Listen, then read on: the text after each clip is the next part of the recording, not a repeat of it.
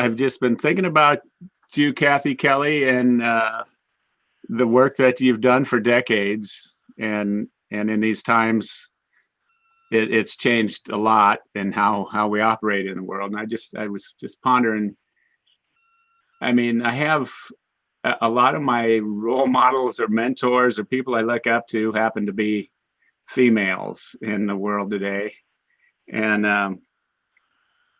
and I'm happy to say you rank up at the top in how you've lived your life and what you've committed yourself to. And I just thought, I'd like to try to honor that in some way. And and the way I communicate is with video. And so I'm seriously grateful for having you join me at this time. Well, thank you, Roger. It certainly has been a privilege for me over the years to be part of your video explorations and your very wonderful curiosity. And I suppose that I was always interested in issues that had to do with justice, but in some ways, my own development came in terms of earlier years as a reaction against people in my own uh, area who advocated such harsh and horrible racism that I wanted to be anything but akin to to that mean spiritedness, and so that made me think, well, there has to be a different way. And as it turned out, I mean, I don't want to be too harsh, but I had a brother-in-law who was a Chicago policeman, and he spoke about people in neighborhoods that he went into on his beat, and he talked about them as though they were literally inhuman. And I thought, well, let me go into one of those areas that he thinks is so horrific. And it happened that I was also finishing up a master's degree in theology and feeling a bit embarrassed, really, that I could write a good paper on the preferential option for the poor, but I never saw those poor people. So I finally kind of made a break for it, and I moved out of the Hyde Park area of Chicago, which is a pretty nice place to live, and moved right into the poorest neighborhood on the north side of Chicago, arguably one of the poorest in the city. And then I began to see, I think, streets similar to what my brother in law, the policeman, was seeing. But I was talking about those situations with friends who um, were more than likely going to say, "Wasn't that interesting what so and so said at the soup kitchen when we served that meal? And did you notice when you went into the apartment of that woman who's living in the single room only occupancy, what the details of the apartment were like?" And people were interested in questions related to social work and food insecurity and healthcare delivery, and not at all in creating images of a menacing, dangerous uh, people who shouldn't share life as equally as we shared it. So it spoke to me of the fact that it's the kinds of stories that we tell ourselves that often shape who we become. And I've just been so incredibly fortunate beyond anything I could ever have imagined, that I fell in with the storytellers, if you will, who had some of the largest hearts and expansive minds, I think, in the whole world. So there was a lot of luck going on in my life. How did the voices? Where did that where did that come from? Well, there was a time when a number of people who lived in Chicago had signed up to be part of a workshop, and George Lakey, an eminent educator and uh, peace organizer, was offering the workshop, and he was encouraging us to do something that, Roger, you would be so familiar with, create videos. But we were not at all familiar with this. And the idea was to create a video of ourselves pitching something that we knew wouldn't go over very well. And then we could look at ourselves on the video and see how we might make the pitch better. Well, that was the idea. So the people who had gathered, who were Chicagoans, were also welcoming out of towners. And so there was a number of people at the workshop who shared in common a concern about what at the time were known to be economic sanctions against Iraq that had cost the lives, according to the UN, of as many as 500,000 children under age 5. So there we were making our videos, pitching this idea of confronting the economic sanctions that might not be so popular. But then, because it was getting close to Christmas, I had invited some other people to come up to the apartment in Uptown in Chicago. And one of them was a man named Chuck Quilty, who'd driven all the way up from Rock Island, Illinois. And when he found out that we were spending our daytimes making videos of ourselves, imagining that we actually would do something about Iraq, but just only going so far as making the video, he was quite honestly disgusted. And Chuck Quilty folded his arms and stretched out his long legs, and he said, "Look, either say that you're not really going to do anything about this issue, you're just going to make videos like you're playing house, and I'll go on my own and do something, or say you're serious and we'll get something going now." Well, the group said, "We're serious." And as I recall it, we didn't leave my kitchen table uh, until that same night. We had drafted a letter to the Office of Foreign Assets Control. We all knew what the steps would be to be civilly disobedient, and we also knew the risks. But we wrote that letter and we said that we would do our best to openly and publicly defy the economic sanctions by carrying medicines and medical relief supplies to Iraq. And that's what began Voices in the Wilderness. We didn't even have a name yet, but we had the intent. We wrote to the Secretary of the Treasury, and we very quickly got a response saying, "You keep this up and you'll risk 12 years in prison, a $1 million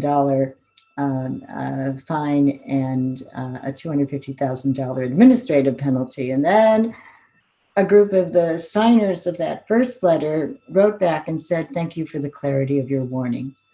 We understood the penalties in the first place, but we find that we can't be governed by unjust laws that punish children, and we invite you to join us."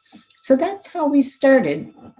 Um, we declared what we would do, and then we eventually did it. It took a long time to get visas to get into Iraq, and a very long time before we'd ever figured out transportation and where to stay once we got there. But meanwhile, the U.S. economic war wasn't abating. It wasn't easing up. So more and more people came to say, "You know what? We agree with you. Can we do that?" And Bishop Gumbleton of Michigan was one of the people who said, "I'd like to go on one of those delegations." And so eventually 70 delegations traveled over to Iraq, and we stayed there all through the shock and awe bombing. And we never, ever lifted those economic sanctions, although people tried mightily. Um, but I think people did get a sense for the importance of learning the impact and the consequences of United States militarism on other people, learning names of people, learning their family histories, learning more about where they lived and how they lived. And then the double importance of taking what you'd learned and just hitting the ground running as soon as you got back to your home country, to say to people, "Look, this is what we've seen and heard." And that was a formula which I think was really well developed in Central America activism, when people started groups like Witness for Peace and the many, many groups that went to Central American countries and then came back to their own communities to organize against United States intervention in Central America.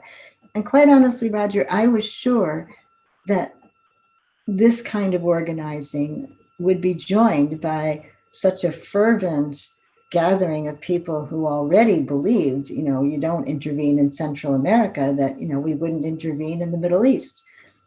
I was wrong. And I think that there was a combination of, um, well, how shall I put it? People didn't speak Arabic. And, people could learn Spanish, but it was more difficult to learn Arabic. And people didn't have missioners in countries like Iraq and Jordan and Iran in the way that there were missioners in Guatemala and Nicaragua and El Salvador. And so there were distancing factors that made it very difficult. Central American countries were basically right almost on the border of the United States, whereas places in Iraq, Jordan, Saudi Arabia, Kuwait, Iran, they seemed so far away. Mm-hmm. And that made it easier for the United States war planners to just kind of create a cartoon in which only one person lived in all of Iraq, Saddam. And Yeah. our job was to say, you know what, there's not just one person living in all of Iraq. There are many, many people and hundreds of thousands of innocent children. What year was the first trip? The first one happened in March of 1996. We had declared the group in December of 1995. And then thanks to Ramsey Clark, we were able to get visas and go over to Iraq. Wow. He had been doing that along with Jim Douglas and Sister Anne Montgomery and Sister Eileen Story. And so I think, he took a risk trying to get visas for us because the Iraqis were probably asking him, so who are these people and why do they want to break the law? And, under a dictatorship, people who say, we're going to break the law aren't always viewed as the most likely allies. But I'm sure the government of Saddam Hussein did not want to say no to Ramsey Clark. So we got those visas. And then I actually think what helped kind of get more permission for groups like ours to go over and sometimes stay for months or move around a bit more was related to fasting that we did. We would literally sit on milk crates in the hot sun for 30 days, taking water and juices and tea, but no solids, and carrying our placards, and then with demonstrations with the puppets, made paper mache faces and black veils, and women holding lifeless gray dolls, and up the street from the United Nations, where we would hold this 30-day fast every summer, was the Iraq mission to the UN, and the Iraqi in charge of that mission knew that there was this group of very earnest people. They may be a little crazy, but no one could doubt that they were earnest. And, people were tripping over us going in and out of the UN for meetings. And so eventually word got back to Tariq Aziz, who was kind of a secondhand person to Saddam Hussein in many ways. He was a Chaldean Catholic. And he learned about our group and then eventually said, I'd like to meet with these people. And then eventually he said to us, every time you come over here, make sure you make an appointment to meet with me. And that's how we began to get permissions to go and do things that most journalists would never, ever have had permission to do. And that's partly why we could bring 70 delegations in and out of Iraq and get permission to stay during the shock and awe bombing. Wow. Yeah, that's amazing. Yeah, I sometimes think, journalists would be so angry with us, ones that were working for the New York Times and the Washington Post. And part of their anger, I think, was that they had to pay, and they paid through the nose, big sums of money to go in and out and in and out. And they'd be told, well, you've only got a 2-week visa. And when your 2 weeks is up, you go back out and then you have to pay money all over. It was like rope-a-dope. And that money supposedly went to the Ministry of Tourism. Well, there was no tourism in Iraq at that point. And so it was really going into the pockets of the Iraqi government. And then they'd see us waltz in and we could stay for 3 months and we could have permission to go places and they couldn't get that kind of permission. So they really would be uh, sometimes antagonistic toward a group like ours. And I don't blame them. There's a lot of competition and they were, needing to file reports with deadlines and satisfy editors. And we didn't have any editors and we didn't have any deadlines. And I'm sure they thought, well, that group's not professional. And that was true, but we did have eyes and we did have ears and we were truthful. And yeah, you were truthful. I mean, you did. Yeah, that's a wonderful story. Um, in the story,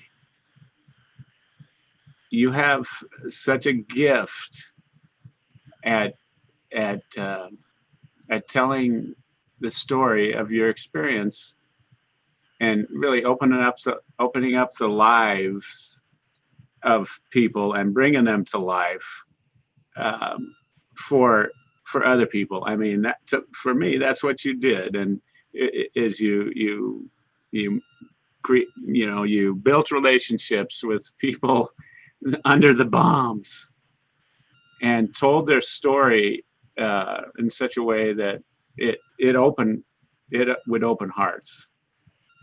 Hmm. And where does that where does that come from?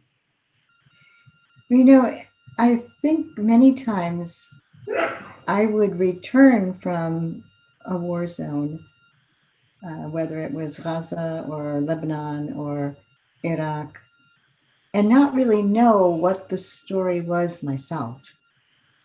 Um, but eventually, I mean, it's always important to take careful notes and keep a diary. Kathy Breen has certainly taught that to me. She's got mounds of diaries that she's kept much more carefully than I have. But, um, you know, eventually I'd realize, oh, this is what I myself didn't know.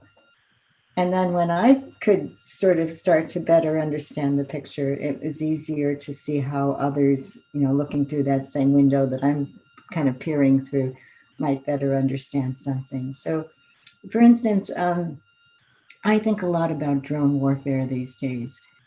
And there was a time when I didn't even know that drones existed. And that was at a time when I was actually smack dab underneath surveillance drones that were crisscrossing the skies over a small town in southern Lebanon called Khana. And the drones at that point were still kind of spying on people who lived in that town. And I was there because we had heard that there had been a massacre in that town during what was in 2006 referred to as the Israeli Hezbollah war.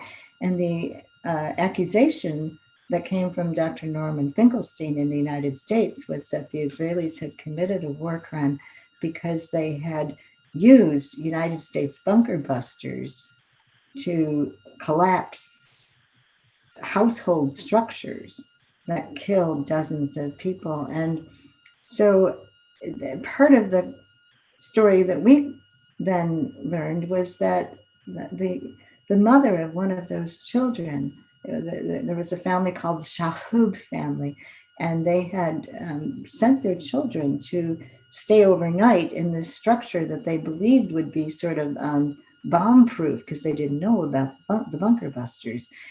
But they also told us that throughout that time there were drones doing surveillance. And so the young mother, Zainab, whose 6-year old child had been killed in the bombing of the shelter where they were, I mean, it was a home, but they were keeping the children there because it seemed like it was the safest place.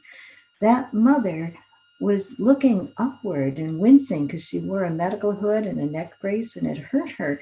But she was trying to say to me, didn't they know? Didn't they see? And I didn't know who she meant. And then later I realized, oh, she meant, didn't the people operating those drones see that her little daughter went into that house and then came out, and that she would pick the daughter up and give her breakfast? And so it was the terror that people felt, believing that they're living underneath eyes in the skies spying on them, who are willing to kill their own children.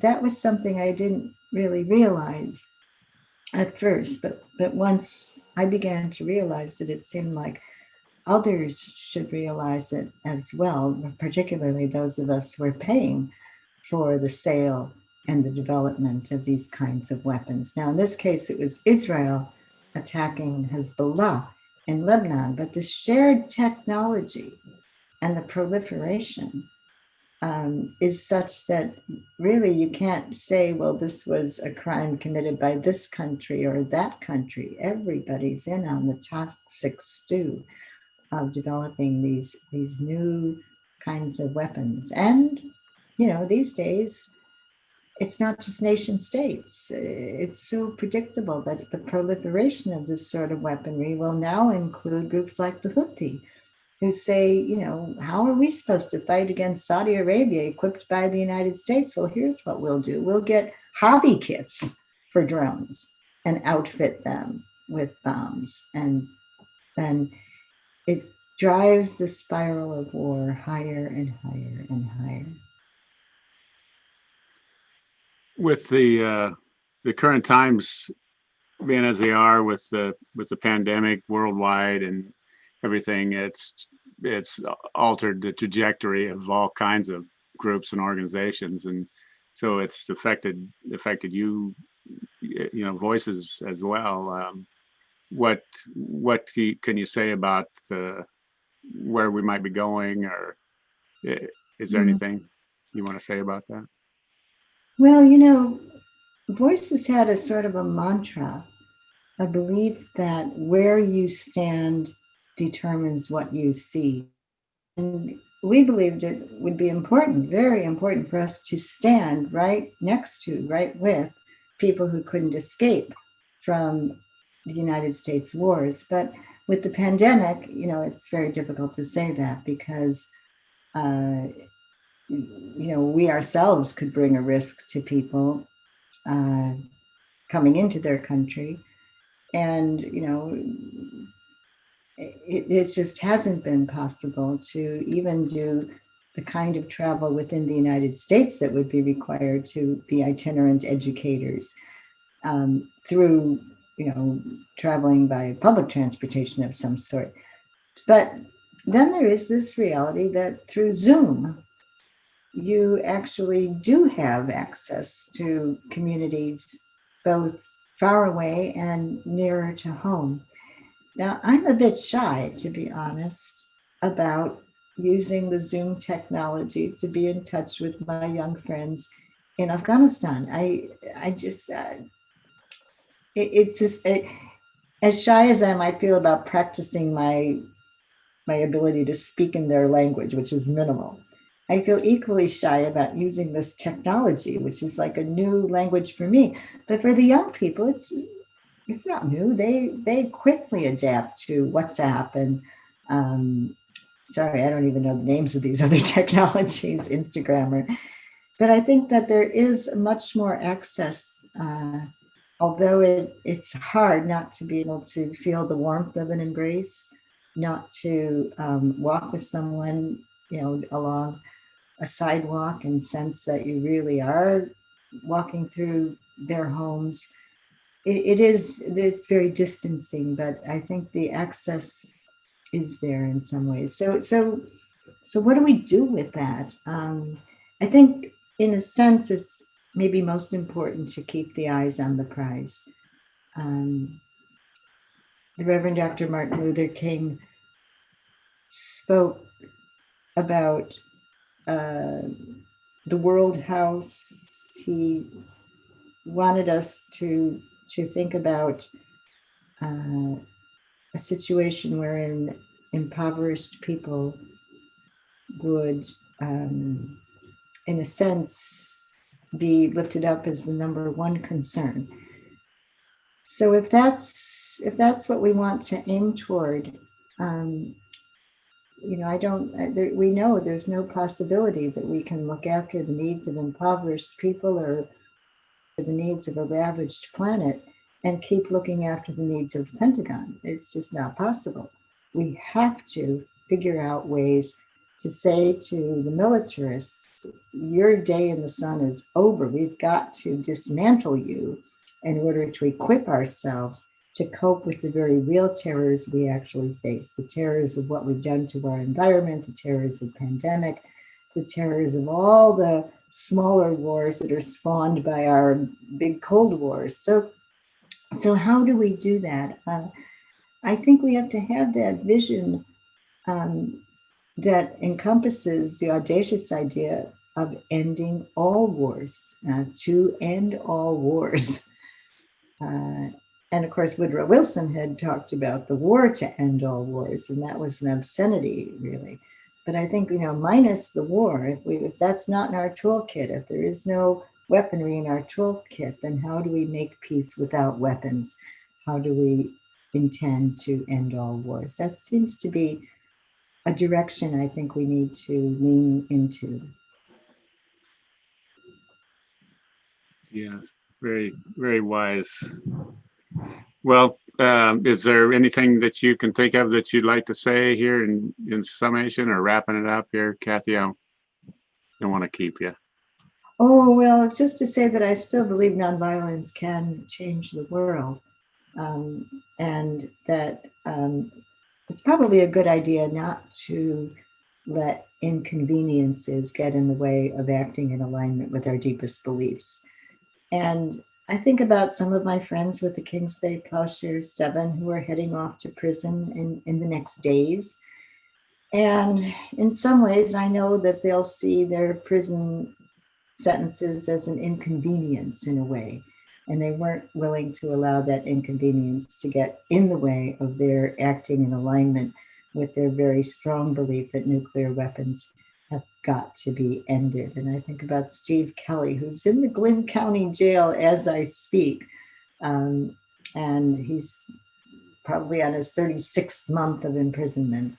And he's the one who would be the first to say, those nukes aren't going to go away by themselves.